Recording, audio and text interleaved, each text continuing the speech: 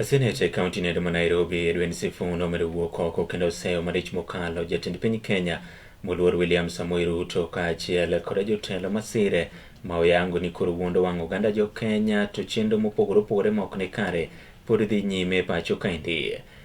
Sifuna wacho kanyendo ni kaluwore kod mise kata 10 points agenda mane mosenindo Raila Odinga ne ochwe koke kod jatend piny Kenya ne giwinjore mar mondo ne nitie nek oyaye mosebedo ka dhi nyime e kind achiedh nade mamoko kamago duto oyango ni pod dhi nyime kinde ma koro jotelo masiro piny owacho mamanywanda kata broad based to koro wuondo oganda jo Kenya ni osekete tim gik moko apar goiko.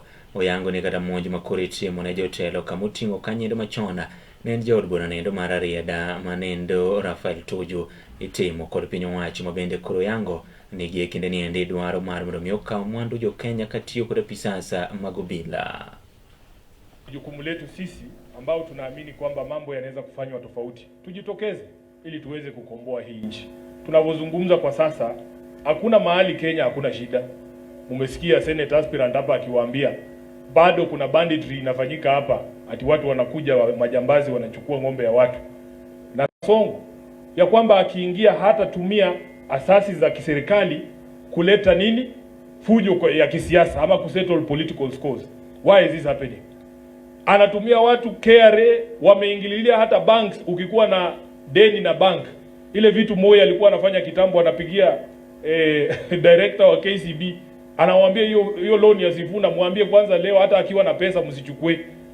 Hatutaki pesa, tunataka hiyo mali ambayo ameweka pale kama security. Hiyo ndio vitu inaendelea Kenya hii yetu.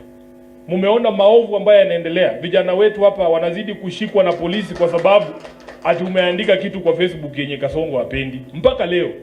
Na ndio tuliketi baba akiwa na mimi nikiwa pale, tukaandika ile MOU ambayo ili expire tarehe 7. Tuliandika hiyo MOU ndio hivi vitu iwache kufanyika.